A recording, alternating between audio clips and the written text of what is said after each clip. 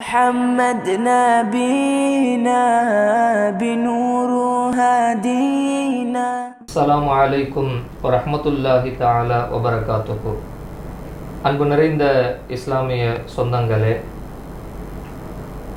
தமிழ்நாடு ஜமாஅத்துல் உலமா சபையினுடைய ஊடகக் குழுவின் பல்வேறு சேவைகளின் தொடர்ச்சியாக அண்மையில் வெளியாகி இருக்கிற அமரன் திரைப்படம் ஒரு கடுமையான விமர்சனத்திற்கு உள்ளாகி இருக்கிறது. சினிமா உலகம் 100 ஆண்டுகளை கடந்துவிட்டது.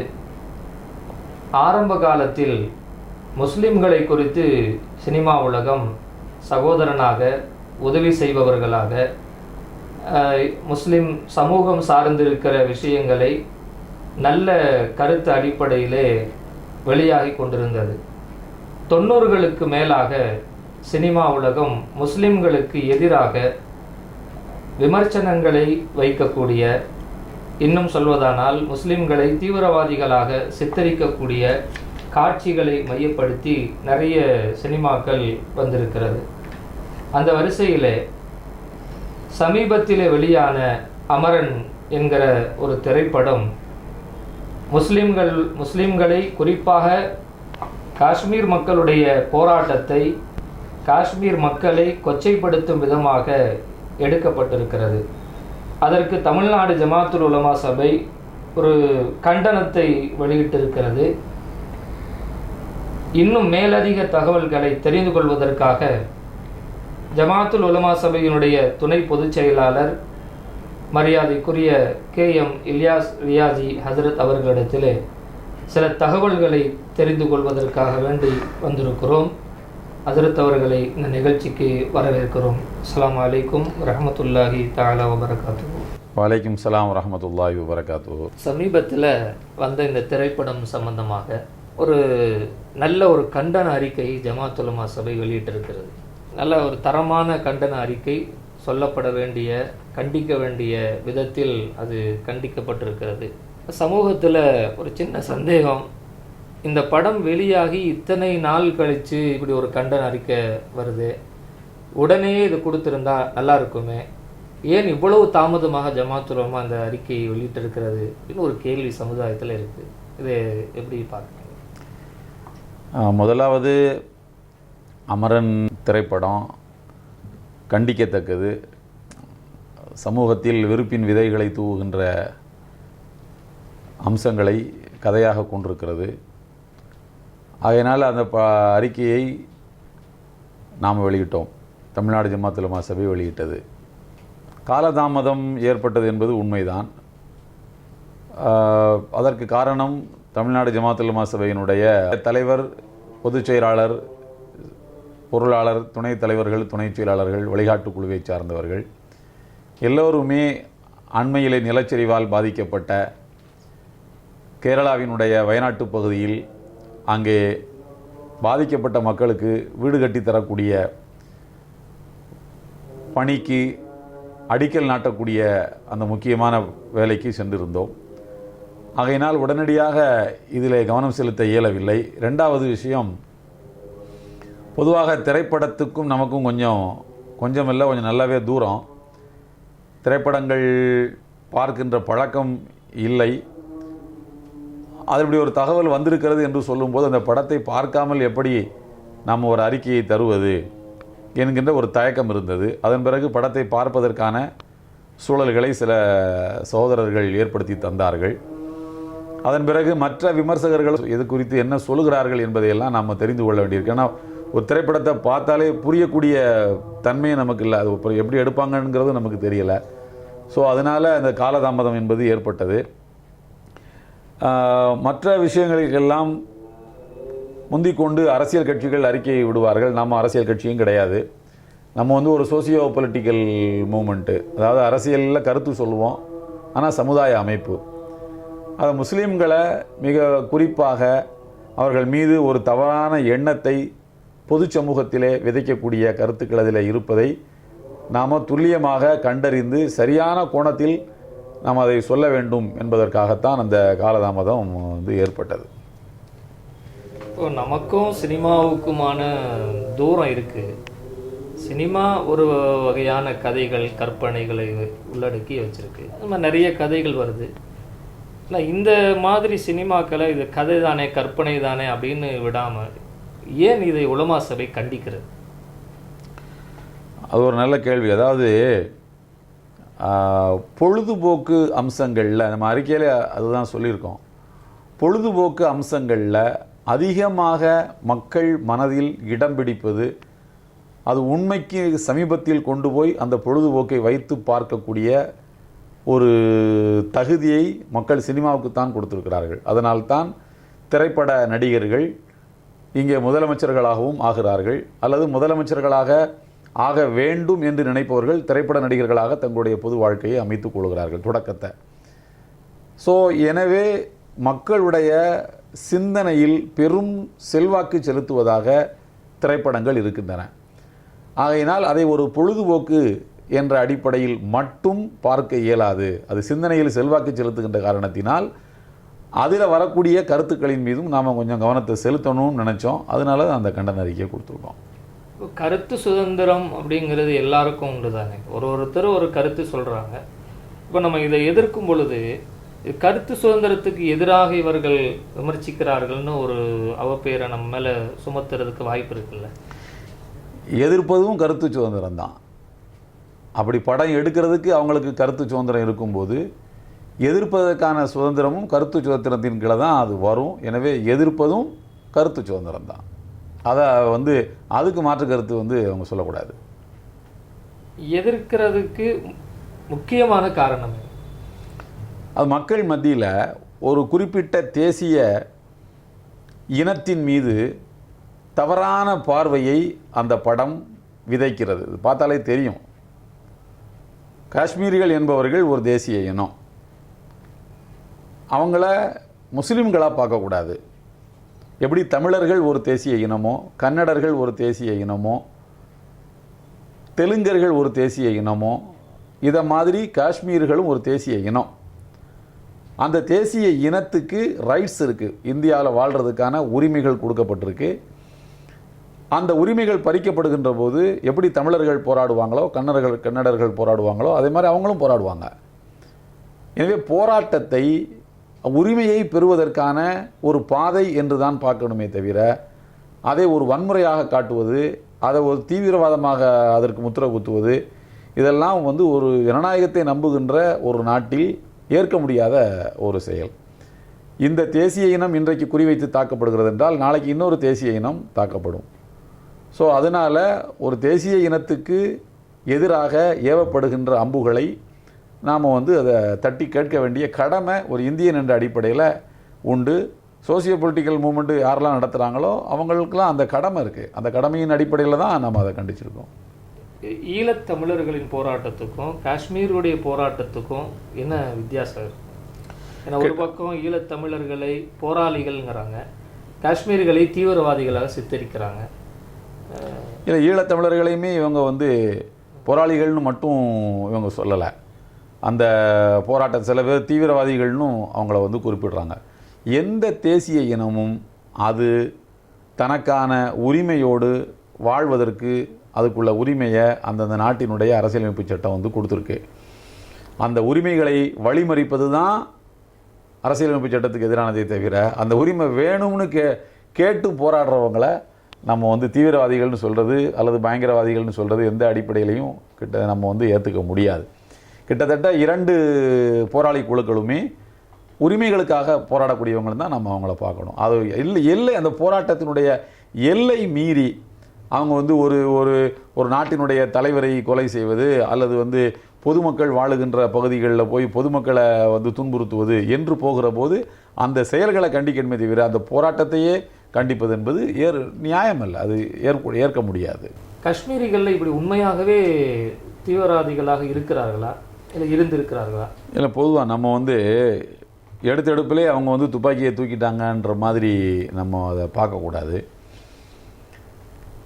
ஆரம்பத்தில் 1947 சுதந்திரம் கிடைக்கும்போது எல்லா சமஸ்தானங்களும் இந்தியாவோட இணையணும் அப்படின்னு விரும்பினவங்களும் உண்டு, விரும்பாதவங்களும் உண்டு.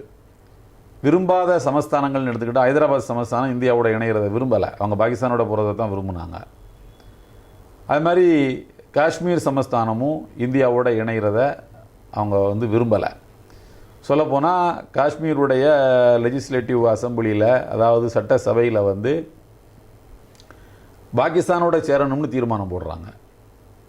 அதுக்கு அவங்க சொல்லக்கூடிய காரணங்கள் நியாயமானது. பொதுவாக ஒரு மாநிலம் கலாச்சார ரீதியாகவும், மொழி அடிப்படையிலையும், பண்பாட்டு அடிப்படையிலையும், உணவு சார்ந்த அடிப்படையிலையும் யாரோட ஒத்து போகிறாங்களோ அவங்களோட சேரணும்னு தான் நினைப்பாங்க. அது இன்னும் கொஞ்சம் விரிவாக சொல்கிறதா இருந்தால் இலங்கை இருக்குது. இலங்கை கலாச்சாரம், பண்பாடு, மொழி எல்லாத்துலேயும் தமிழர்களோட சேர்ந்தவங்க. ஸோ அவங்க தமிழர்களோட இருக்கிறது அவங்களுக்கு நல்லதுன்னு அவங்க முடிவெடுப்பாங்க. இதே மாதிரி வந்து காஷ்மீர் சட்டசபையில், நான் சொல்கிறது ஏதோ தீவிரவாத குழுன்னு இவங்க சொல்கிறாங்க பாருங்கள், அந்த மாதிரி குழுக்களுடைய தீர்மானத்தை நான் சொல்லலை. காஷ்மீருடைய அந்த சட்டசபையில் போட்ட தீர்மானம் என்னென்னா, நாம் வந்து பாகிஸ்தானோட இணையணும், இந்தியாவோட சேரக்கூடாது அப்படின்றது தான். ஆனால் காஷ்மீர் மன்னர் வந்து ஹரிசிங் வந்து அதுக்கு உடன்படலை. அவர் என்ன நினைக்கிறாருன்னா, நாம் வந்து தனியாகவே இருந்துருவோம், இந்தியாவோடையும் போக வேண்டாம், பாகிஸ்தானோடையும் போக வேண்டாம் அப்படின்னு அவர் நினைக்கிறாரு. அப்போ வந்து காஷ்மீருடைய பிரதமர் அல்லது முதலமைச்சர் எப்படி வேணாலும் வச்சுக்கிடுங்க, மக்களால் தேர்ந்தெடுக்கப்பட்டவர் மெஹர்சந்துன்னு, அவர் சொல்கிறாரு, இல்லை நம்ம தனியாக இருக்கிறதுல நிறைய சிக்கல் இருக்குது.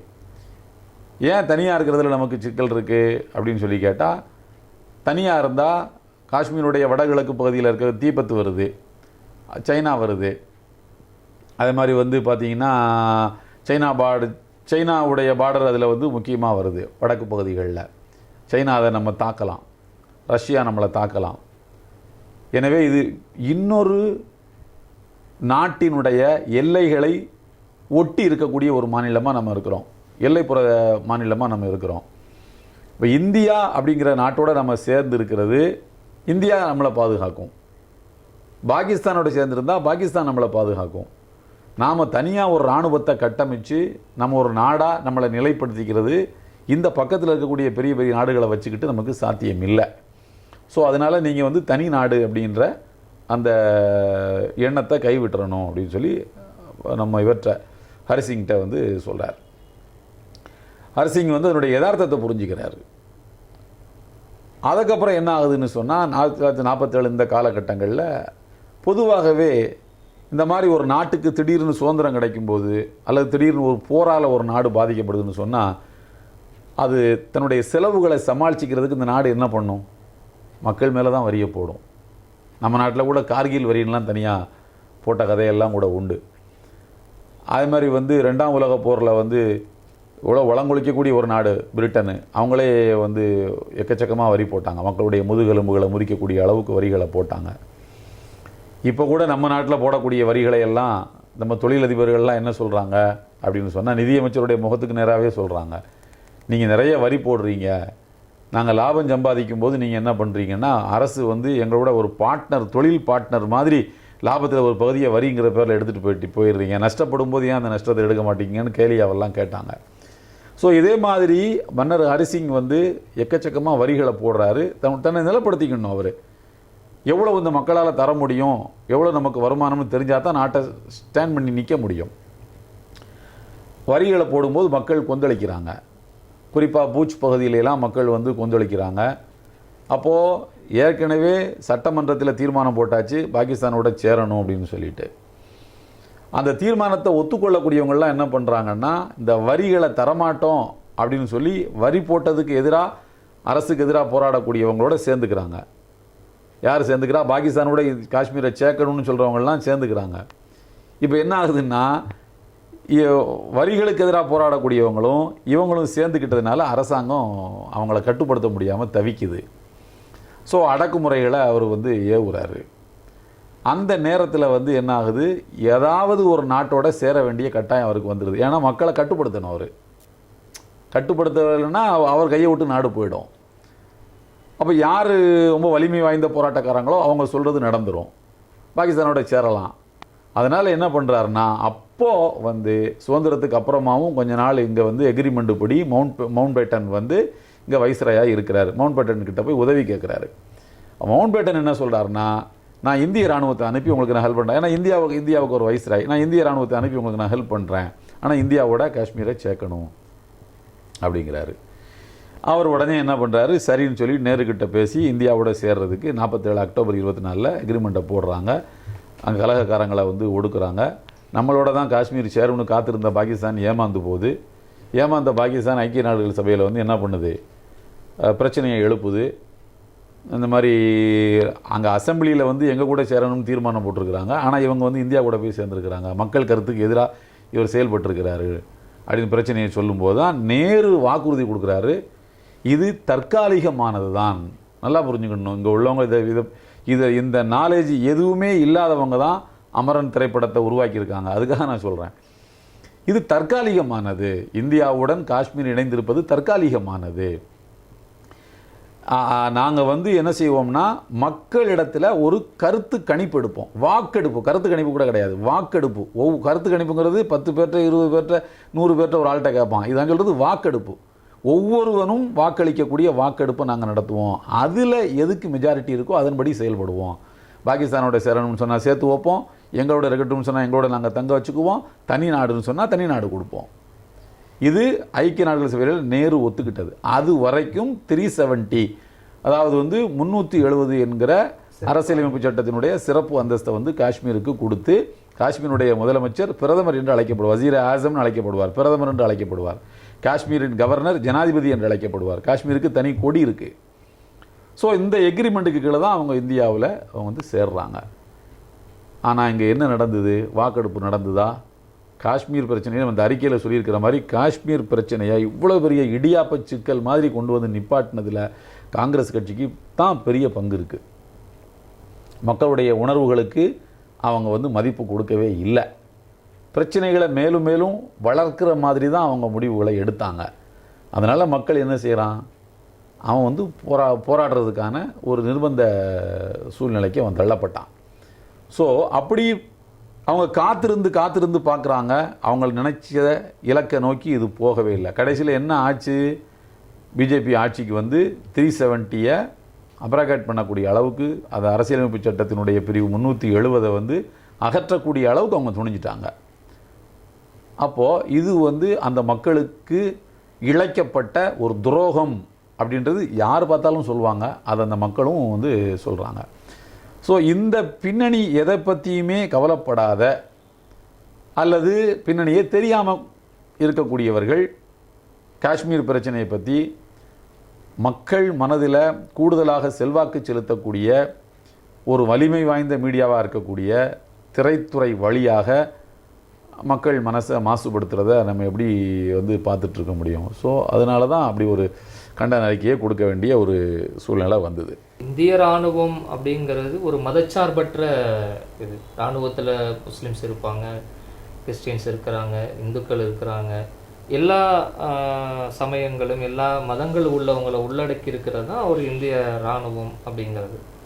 ஆனால் இந்த படத்தில் வந்து இந்திய இராணுவத்தில் உள்ள ஒரு அதிகாரி வந்து ஜெய் பஜ்ரங் பலி அப்படின்னு சொல்லி கோஷம் போட்டு அவர் போகிற மாதிரி ஒரு காட்சியை உருவாக்குறாங்களே, இது அந்த ஒரு சார்பு நிலைக்கு அவங்கள இராணுவத்தை கொண்டு போய் காட்டுறாங்களா, இல்லை இராணுவத்தில் அப்படி இருக்குதா?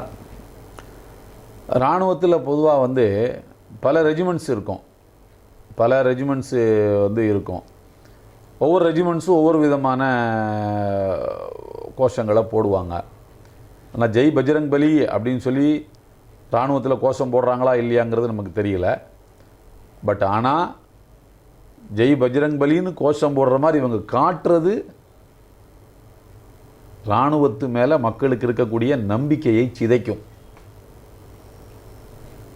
இராணுவத்து மேலே மக்களுக்கு ஒரு அவநம்பிக்கையை வந்து விதைக்கும். அது இந்த ஜெய் பஜ்ரங் பலிங்கிற கோஷத்தை எத்தனை பேர் ஏற்றுக்குவாங்க?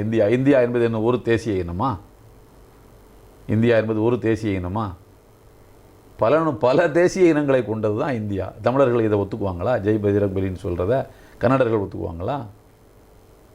அது மாதிரி வந்து ராஜபுத்திரர்கள் ஒத்துக்குவாங்கன்னு சொல்லுங்கள். அல்லது வந்து மகாராஷ்டிராக்காரங்க ஒத்துக்குவாங்களா? எந்த தேசிய இனம் இதை ஒத்துக்கும்? அப்போ மக்கள் மத்தியில் வந்து இவங்க வந்து இந்த அறிக்கையில் சொல்லியிருக்கிற மாதிரி அவளை நினச்சிக்கிட்டு உரலை இடிச்சா அப்படின்ற மாதிரி இவங்க ஏதோ அவங்க இருக்கக்கூடிய தேசிய இனத்தை கொச்சப்படுத்தணும்னு நினச்சிக்கிட்டு இராணுவத்தையே இவங்க அவமானப்படுத்திட்டாங்களோங்கிற மாதிரி தான் நம்ம அதை பார்க்க வேண்டியிருக்கு. அதனால் அப்படி அந்த அந்த மாதிரியான சீன்களை இவங்க வச்சுருக்கக்கூடாது. ரொம்ப தப்பான காட்சி அமைப்பு அது. இதுக்குன்னு ஒரு தணிக்கைத்துறை அப்படின்னு ஒன்று இருக்குது.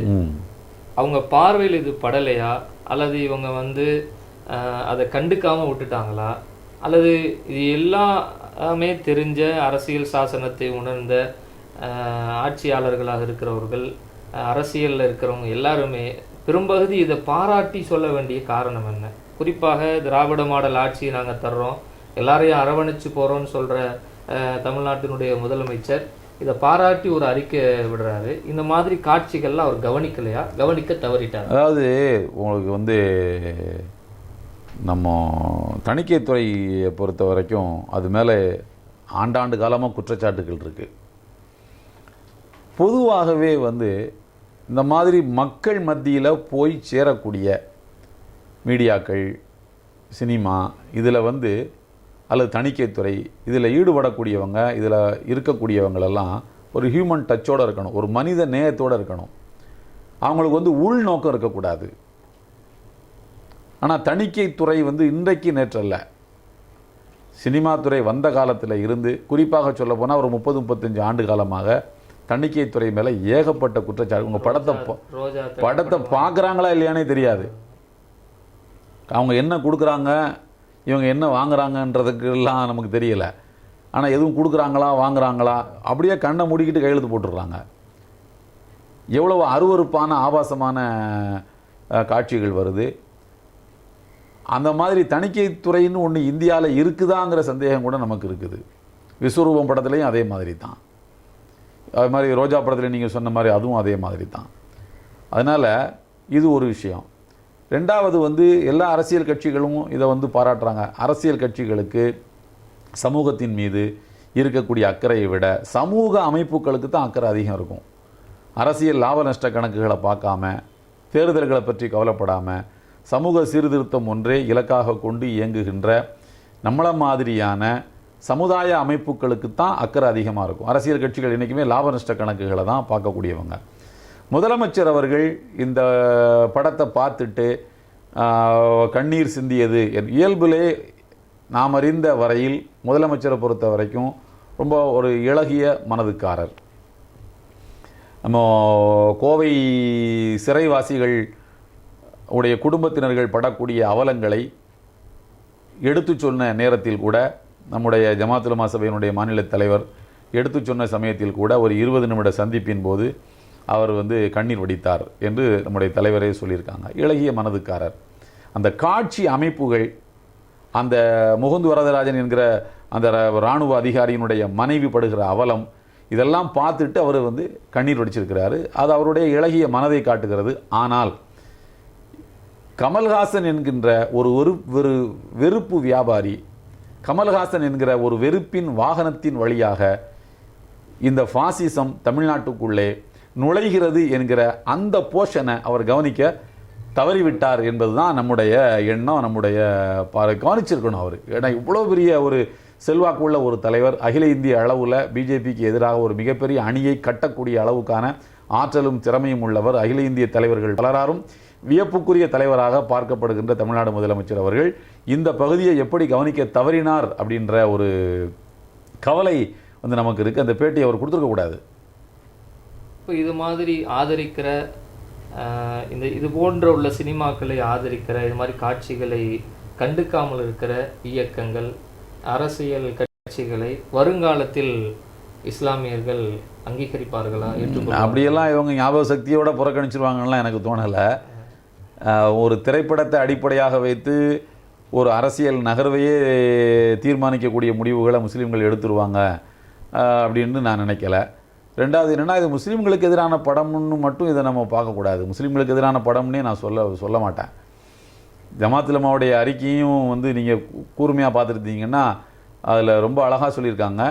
அதாவது வந்து முஸ்லீம்ங்கிற வார்த்தையே அதில் எங்கேயுமே இருக்காது, இஸ்லாம்ங்கிற வார்த்தையும் அதில் எங்கேயுமே இருக்காது அந்த அறிக்கையில்.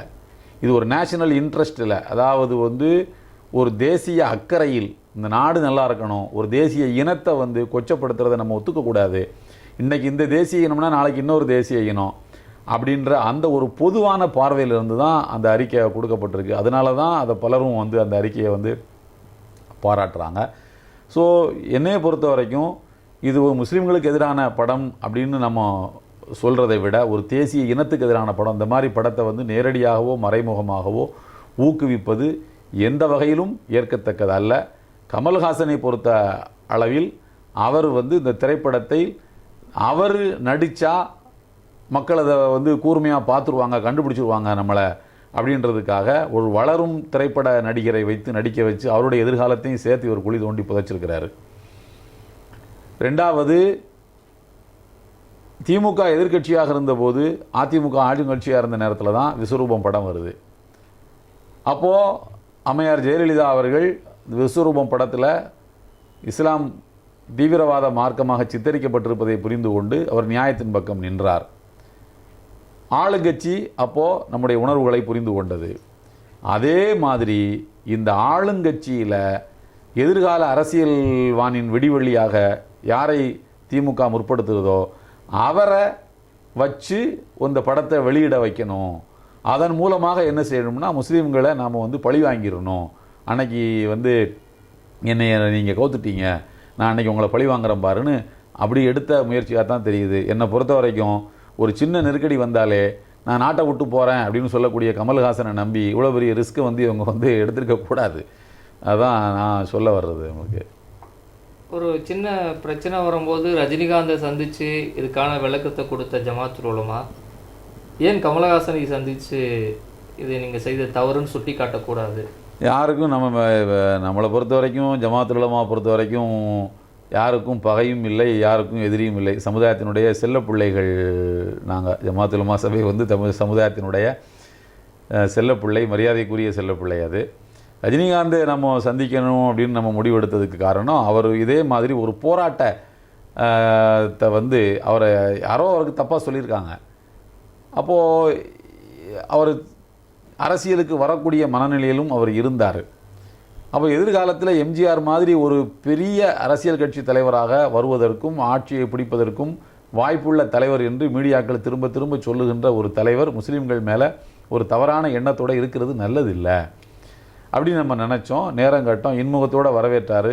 கிட்டத்தட்ட 1 மணி நேரம் 20 நிமிஷம் வந்து பேசினார். நம்முடைய கருத்துக்களை அவருடைய சிந்தனைகளை அவர் வந்து மாற்றிக்கொண்டார். அது மாதிரி வந்து விஸ்வரூபம் படம் சமயத்தில் வந்த நேரத்தில் கமல்ஹாசனையும் இஸ்லாமிய இயக்கங்கள் சந்தித்தார்கள். அவரும் தன்னுடைய நீங்கள் சொல்லக்கூடிய காட்சிகளை நான் எடுத்துடுறேன் அப்படின்னு தான் சொன்னார். ஆனால் அவருக்குள்ளே இவ்வளோ பெரிய ஒரு வன்மம் இருந்திருக்கும் அப்படின்னு நம்ம கற்பனை பண்ணவே இல்லை. இவ்வளவு வன்மத்தோடு அவர் இருந்திருப்பாருன்னு நம்ம வந்து நினைக்கல. கமல்ஹாசனை பொறுத்த வரைக்கும் பெரிய படிப்பாளி, வாசிக்கக்கூடிய திறன் உள்ளவர். எந்த புத்தகத்தை கொடுத்தாலும் இரவோடு இரவாக வாசிச்சுட்டு காலையில் கருத்து சொல்லக்கூடிய அளவுக்கான வாசிப்பு திறன் மிக்கவர் தான். ஏன் அவர் இந்த மாதிரியான மனநிலைக்கு ஆளானார்? ஏன் ஃபாசிஸ்டுகளுடைய சிந்தனையை உள்வாங்கி கொண்டு அதை திரைப்படமாக எடுக்கக்கூடிய மனநிலைக்கு வந்தாருங்கிறது தெரியலை. தேவைப்பட்டால் நிர்வாக குழுவில் பேசி நிர்வாக குழு அதை சந்திக்கணும்னு முடிவெடுத்தால் சந்திக்கலாம். அதில் ஒன்றும் இது இல்லை. வருங்காலத்தில் இது போன்ற படங்கள் இனி வராமல் இருப்பதற்கு ஏதாவது நடவடிக்கை எடுக்கப்படுமா? இது மாதிரி வராமல் இருக்கிறதுக்கு என்ன செய்யலாம்? அதாவது திரைப்படங்கள் என்பவை காலத்தின் கண்ணாடி. அவங்க வந்து டெய்லி பேப்பரை படிப்பாங்க. அதில் எது ஈர்ப்பு மிக்கதாக இருக்குதோ, எது வியாபாரம் போனி ஆகுமோ அதை தான் படமாக எடுப்பாங்க. இந்த மாதிரி ஒரு சமுதாயத்தை குற்றவாளிகளாக காட்டுகின்ற அல்லது ஒரு தேசிய இனத்தை அவருடைய போராட்டத்தை கொச்சைப்படுத்துகின்ற திரைப்படங்களை மக்கள் வந்து பார்க்கக்கூடாது. மக்கள் புறக்கணிக்கணும். புறக்கணித்தால் போனியாகாத எந்த வியாபாரத்தையும் செய்வதற்கு திரைப்படத்துறை மாதிரியான கோடிக்கணக்கில் முதலீடு போட்டு பிஸ்னஸ் பண்ணுறவங்க அந்த பக்கம் தலை வச்சே படுக்க மாட்டாங்க. ஓடுற குதிரை மேலே தான் யாருமே பணம் கட்டுவாங்க, நொண்டி குதிரை மேலே பணம் கட்ட மாட்டாங்க. ஸோ நான் என்ன சொல்கிறேன், ஒரு இராணுவ அதிகாரியை நீங்கள் வந்து அவருடைய தியாகத்தை மதித்து போற்றுகின்ற திரைப்படங்களை எடுங்க, மக்களுக்கு நீங்கள் அது மாதிரியான தியாகம் செய்ய வேண்டும் என்ற உணர்வை ஏற்ற வேண்டும் என்பதற்காக தப்பு இல்லை. ஆனால் இது மாதிரியான ஒரு தேசிய இனத்தை குற்றப்படுத்தி காட்டக்கூடிய திரைப்படங்களை மக்கள் புறக்கணிக்கணும். மக்கள் புறக்கணிக்கணும்னா என்ன செய்யணும்? நம்மளை மாதிரி சமுதாய அமைப்புகள் தான் அந்த உணர்வை மக்களிடத்தில் நம்ம ஏற்படுத்தணும். ஸோ அப்படி ஏற்படுத்தக்கூடிய முயற்சியின் ஒரு பகுதியாகத்தான் இந்த மாதிரியான அறிக்கைகளையும் இந்த மாதிரியான கண்டன கருத்துக்களையும் நம்ம பார்க்க வேண்டி இருக்குது. அல்ஹம்துலில்லாஹ். இந்த திரைப்படம் குறித்திருக்கிற தெளிவான பார்வை, அதோடு சேர்ந்து காஷ்மீரினுடைய யதார்த்த நிலை, இது எல்லாத்தையும் மிக தெளிவாக பகிர்ந்து கொண்டீர்கள். ஜமாத்துல் உலமா சபையினுடைய ஊடகக் குழுவின் சார்பாக நன்றிகளை தெரிவித்துக் கொள்கிறோம். ஜஸாக்கும் அல்லாஹு ஹைர். அல்ஹம்துலில்லாஹ். அஸ்ஸலாமு அலைக்கும் வரஹ்மத்துல்லாஹி தஆலா வ பரகாத்துஹு. வலைக்கும் ஸலாம். இது மாதிரியான ஒரு சரியான நேரத்தில் மக்களுக்கு யதார்த்தத்தை தெரிவிக்கக்கூடிய ஒரு பேட்டியை எடுப்பதற்கு முன்வந்த ஊடகக் குழுக்கும் என்னுடைய நன்றினை தெரிவித்துக் கொள்கிறேன். அஸ்ஸலாமு அலைக்கும் வரஹ்மத்துல்லாஹ். محمد نبينا بنور هادي